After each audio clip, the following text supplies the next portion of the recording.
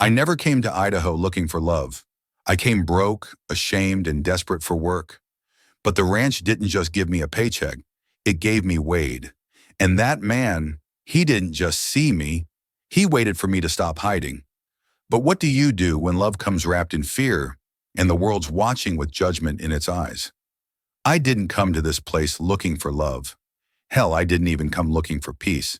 I came because I was broke, hungry, and 1,000 miles from anything that used to feel like home. The last town I passed through didn't even have a gas station, just a sign that said, "God sees all," and a boarded-up diner with sun-faded curtains. I kept driving, praying the engine wouldn't give out before I found what I was looking for. A job, a cot, maybe a meal if I was lucky. That's how I ended up at the Ridgeline Ranch in eastern Idaho. The ad was simple. Hands needed, room included, no questions asked. That last part sealed it. I didn't need questions. I had too many answers I couldn't give. The man who hired me didn't say much. Wade. He looked like he belonged to the land. Lean, quiet, weathered by sun and time. He sized me up with one glance, handed me a shovel, and said, "You show up early. You work hard. You don't stir up mess. That's all I ask." I nodded. Words didn't feel safe in my mouth yet. At first, the work was all I had room for. Digging, lifting, hauling feed, fixing things that always seemed to break again the next day. My hands blistered fast, then hardened. My back stopped aching by week 2. But Wade, he was always there, not watching in a way that felt wrong, just noticing. I'd catch him leaning against a fence post, arms crossed, eyes steady on me like he saw something I didn't. That's when I started to feel it. The shift, not in him, in me. I hadn't let myself feel anything for years. Not since I left Mississippi, not since my old man found out about the boy from my high school football team and made sure I understood what shame tasted like. After that, I learned to fake things real good. But Wade, he didn't talk much. He didn't pry. Still, something about the silence between us felt different, like he wasn't ignoring me, like he was giving me room. One night I was rinsing off behind the barn, arms still shaking from a long day. The sun was setting behind the hills, painting everything in that burnt orange glow you don't forget. I turned toward the pump and saw him standing in the doorway, arms folded, just looking, not staring, just there. He didn't speak, just lit a cigarette and nodded once before disappearing into the dark. And I couldn't breathe right after that. I told myself I was imagining it, that I was just tired, that it didn't mean anything. But then he started showing up more. Always close, always quiet. When I was stacking hay, he corrected my grip. When I saddled the wrong horse, he took the reins without a word, fixed it, and handed them back like nothing happened. But his fingers brushed mine, just for a second. I didn't sleep that night. The silence in my bunk felt too loud, and my head wouldn't stop racing with questions I'd buried for years. I didn't even know what I wanted. I'd spent so long pretending I didn't feel this way that I forgot how much it hurt to want anything at all. Then came branding day. Heat, smoke, dust. The calves screamed. The work was brutal. But I didn't stop. I couldn't. Wade watched me all morning. Didn't say a word until I nailed a tricky tag on a kicking steer. "Good work," he said, voice low, eyes locked on mine. 2 words, that's all. But they hit harder than anything else that day. And when I rinsed off that night, I caught myself hoping he'd show up again. He didn't. But the next morning, while we loaded fence wire into the truck, he asked like it was nothing, "You ever been with a man?" I dropped the spool. Didn't know what to say. Didn't even know if I was breathing. He didn't laugh. Didn't smirk. Just looked at me like he already knew. "No," I finally said. My voice barely worked. He nodded. "Didn't say you had. Just asked if you wanted to." And that was it. He walked off like he'd asked about the weather, left me standing there, hands shaking, chest hollowed out like a storm just ripped through it. I didn't answer him that day, or the next, but I thought about it every time he stood close, every time I caught the scent of smoke and leather when he passed, every time his voice hit that low register that made my throat go dry. I wasn't ready, but I wasn't running either. Not yet. I didn't plan on knocking. My hand just moved. One soft knock, then silence. Wade opened the door almost instantly like he'd been waiting. He didn't smile, just stepped aside and let me in. I stood there a second too long, heart in my throat, breath shallow. The air between us felt tight, like something had been wound up for days and was just now starting to unravel. He didn't touch me. Didn't ask why I was there. He just sat on the edge of the bed, elbows on his knees, and said, "You don't owe me anything, not even tonight." That broke something in me, not because of what he offered, but because of what he didn't expect. I crossed the room slow. My legs felt like they didn't belong to me. Sat beside him, our knees touched. My chest was pounding so hard I thought it might shake the floor. He reached for my hand, not fast, not forceful, just offered it. And I took it. That was all we did. Just sat like that, his hand in mine, his thumb brushing the back of my palm like he needed to memorize it. For the first time in years, I let someone touch me without flinching. We didn't talk. We didn't undress. We just lay down, fully clothed, shoulder to shoulder. And still, I couldn't sleep. I listened to his breathing even out. I stared at the ceiling until the fans, click, click, click, blurred into a rhythm I didn't recognize. I kept thinking, what the hell did I just do? Was it a mistake? Was I too desperate, too lonely, too weak to say no? But every time that voice in my head got too loud, I felt the weight of his arm over my waist, steady, protective, and I thought, maybe this wasn't weakness. Maybe this was the first honest thing I'd done in years. I left before dawn, quiet, slow, didn't even wake him. Back in the bunkhouse, I felt like my skin didn't fit right anymore. I washed my hands twice, not because I was dirty, because I didn't know what else to do with myself. Next day, everything felt off. In the mess hall, no one looked me in the eye. Tommy, usually quick with a joke, just kept chewing like I wasn't there. Marco didn't nod like he always did. Someone muttered something under their breath when I walked by, and I didn't catch the words, but I didn't need to. Wade didn't say a thing. He moved like normal, worked like normal, but I could feel it in the way he glanced around, like he was waiting for something to go wrong. And it did, 3 days later. I was brushing down a mare when Derek showed up.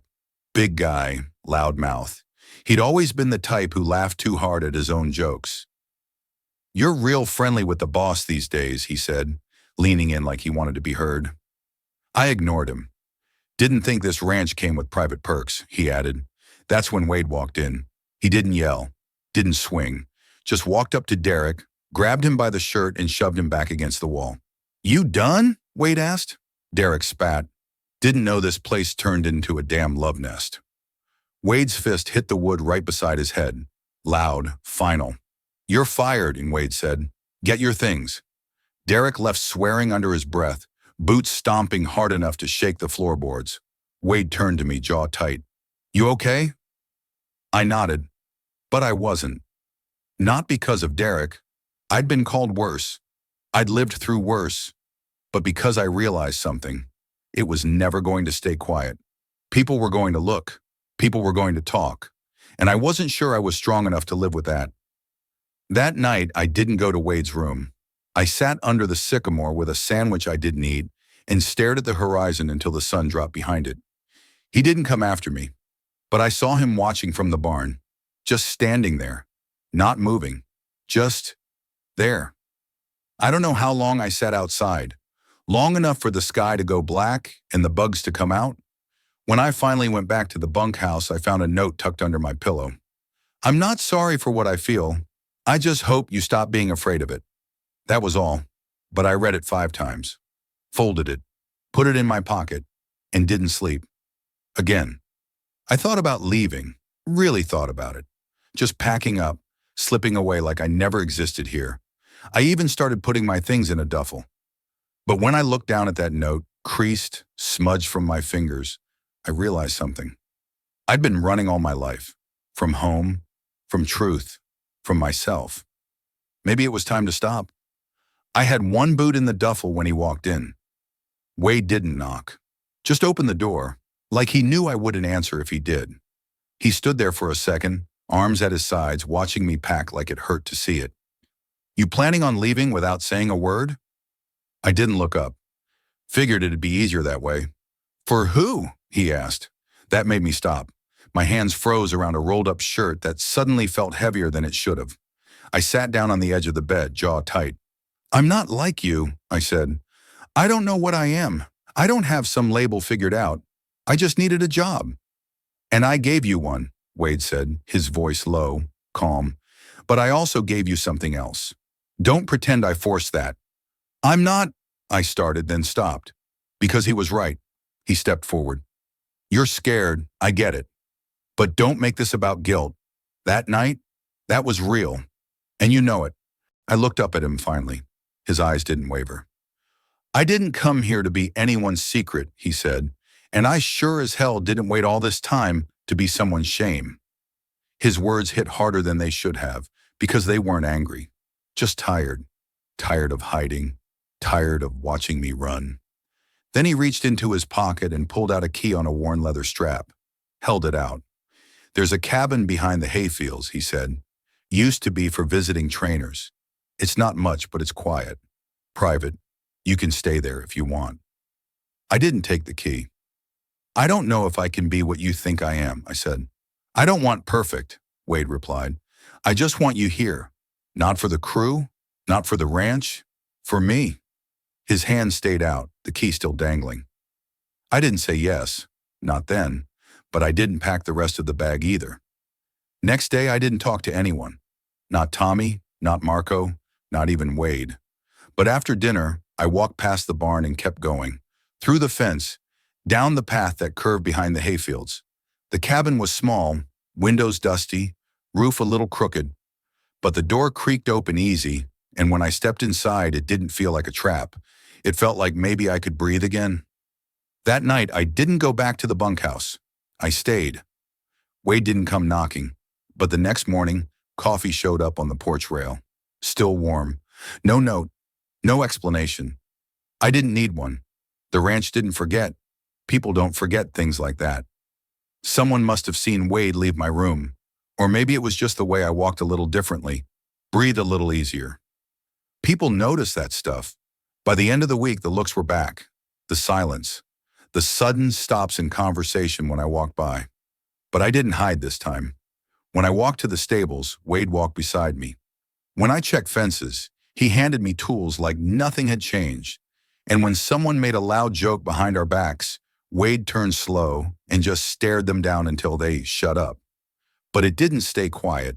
It never does. It happened fast.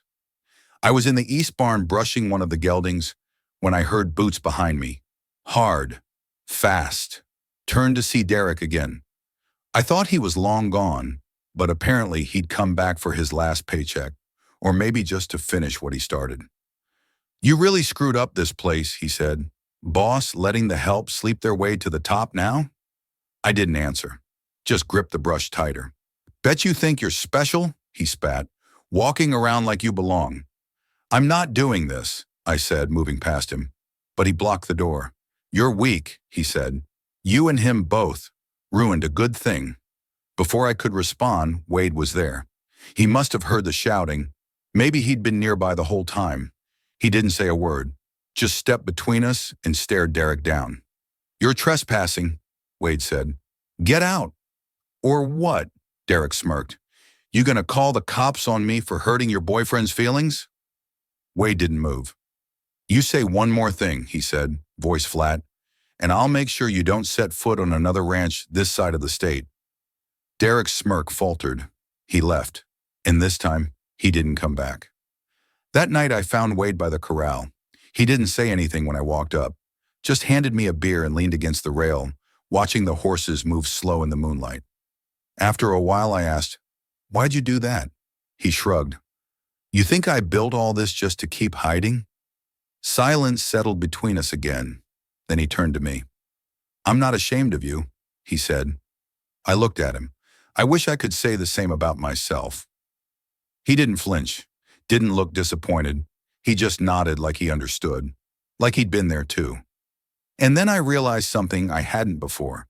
He wasn't brave because he didn't feel fear. He was brave because he'd stopped letting it decide who he got to be. Maybe I could learn that too. The day I kissed him in the open wasn't planned. I didn't think it through. I didn't weigh the consequences. It just happened. We were out by the corral, end of the day, sky bleeding into dusk. Horses moved slow, quiet. Wade leaned on the rail, cigarette between his fingers, eyes scanning the ridge like always. I walked up beside him. Neither of us said anything. And then I kissed him. No shadows, no door between us. Just the wind, the dust, and every part of me finally too tired to pretend. Wade didn't pull back. He kissed me like it was the most normal thing in the world. Slow, steady, not hungry, not cautious, just real. When it ended, he rested his hand on my jaw. Didn't say a word. He didn't have to. That's when I knew. I wasn't scared the same way anymore. But the ranch noticed. Of course it did. The next morning, the air in the mess hall was different, heavier. I walked in, grabbed my plate, poured coffee like usual, but no one looked up. No one said a thing. Tommy stared at his food. Marco didn't even nod. There weren't any slurs, no threats, just silence. But silence has weight. Silence tells you exactly what people think without a single word. Wade sat beside me like nothing had changed, ate his eggs, sipped his coffee. But I saw it in his jaw. He noticed it too. The whispers started soon after. 2 hands left the job early that week. Another asked to be reassigned. The fence team suddenly had plenty of volunteers, none of them us. By Thursday, we were ghosts, still worked, still pulled our weight. But the ranch had decided we weren't part of it anymore. Friday, Wade got called to the main house. I watched from across the paddock as he walked in. He came out 20 minutes later, face unreadable. Back at the cabin, I asked what happened. He sat down slow. They want us to keep it quiet. I didn't say anything. They're not firing us, he added, but they made it clear. This doesn't go past us, not here, not in public. I stared at the floor. My chest felt tight, like all the air had thickened into something I couldn't breathe through. And what did you say? I asked. He looked up at me calm. I said no. A beat passed, then another. You said no, I repeated. They don't get to decide who I care about, Wade said. And I'm too damn old to start hiding again. I didn't know what to say. I wasn't ready for that kind of bravery. You don't have to do the same, he added. I know this isn't easy. It's not that, I said. Then what? I hesitated. It's me. I don't know how to be open when I've spent my whole life folding in. He reached for my hand, not to hold it, just to let it rest over mine. You don't have to get it all right, he said. Just don't run. That stayed with me. 2 nights later, we were invited to dinner by a neighboring couple, Martha and Eugene. Older folks, known Wade forever. I didn't want to go, not because I didn't like them, but because I couldn't imagine sitting across a table pretending I was just the hired help. But Wade said, "You're with me. That's all they need to know." So I went, and the strangest thing happened. Nothing. Martha handed me a plate of roast chicken like it was the most normal thing in the world. Eugene poured wine. They asked how long I'd been working the ranch, how I liked the horses, whether I missed city life.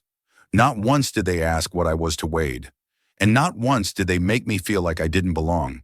But then, near the end of dinner, Martha leaned in and asked gently, "So how long have you two been together?" I froze. Wade didn't. "We're not hiding," he said. She smiled. "Didn't think you were." I waited for the awkward silence, the change in tone, the shift, but it never came. Eugene just nodded. "Well, you're easier to talk to now, Wade. Took you long enough." We laughed, really laughed, the kind that fills a room. That night back at the cabin, I lay awake, staring at the ceiling. Not with fear, with something close to peace. I didn't think I'd ever feel that. Not here. Not like this. But I did, and it scared me more than anything. Because peace meant staying. Peace meant letting people see. And I wasn't sure I could live with that kind of exposure.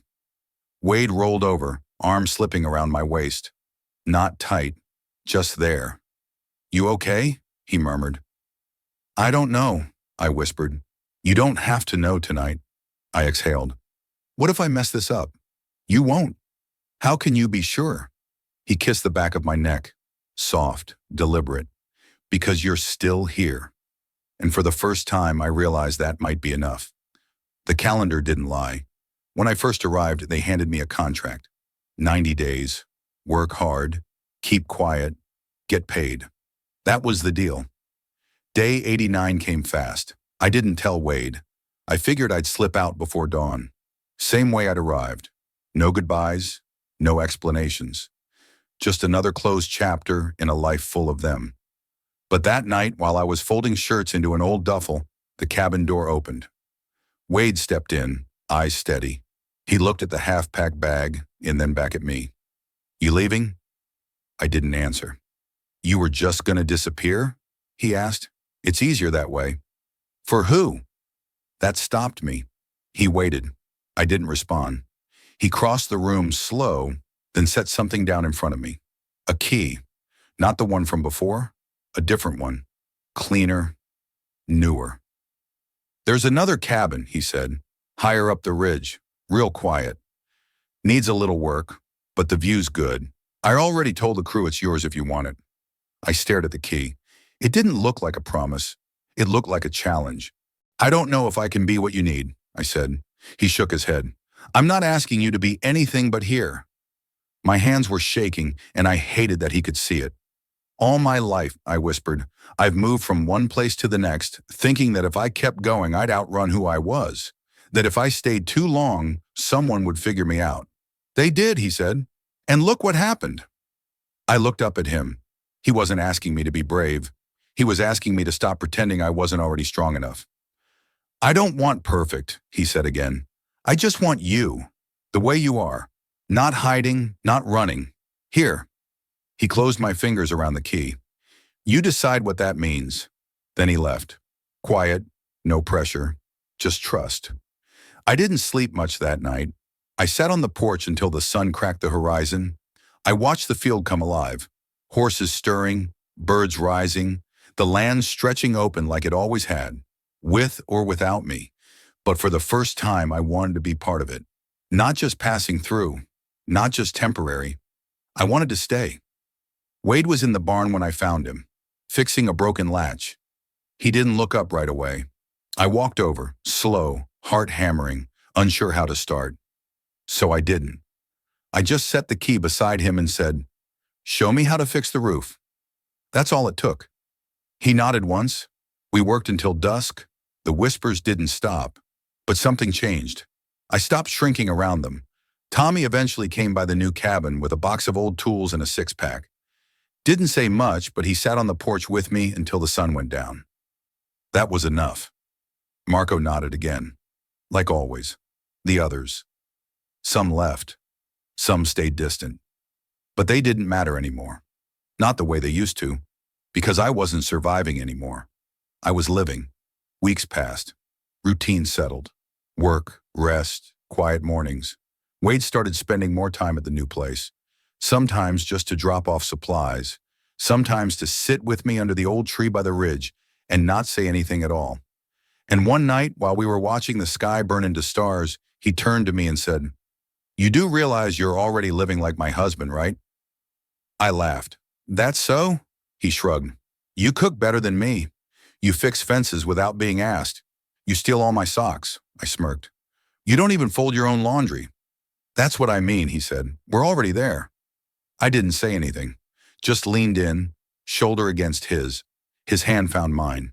No ceremony, no pressure, but something about it felt permanent. We had neighbors over once, Martha and Eugene. Martha brought fresh bread, Eugene grilled. At one point, she asked how long I planned on staying. Wade answered before I could. "He's not leaving." And for the first time in my life, I didn't feel the need to correct someone. After they left, Wade stood by the porch rail for a long time. I came up beside him, silent. "You ever think we get this?" he asked. "No," I said, "but I'm glad we did." He looked over at me, a softness in his eyes I'd only ever seen once, on the night I first didn't run. It's been 4 months since I took the key. 4 months since I stopped packing bags and started planting roots. 4 months of fixing roofs, mending fences, waking up before dawn, and watching the world change around us. The work hasn't changed. The people haven't all accepted it, but I don't hide anymore. I don't apologize. I walk beside the man I love. We drink coffee in silence. We touch when we want to, not when it's safe. We live on land that once only held strangers. Now it holds us. And when I wake up, I don't feel like I'm somewhere temporary. I feel home. If someone asked how it started, I'd probably lie and say I just needed the work. But the truth, I was drowning, and Wade didn't throw me a rope. He just waited until I stopped pretending I didn't want to be saved.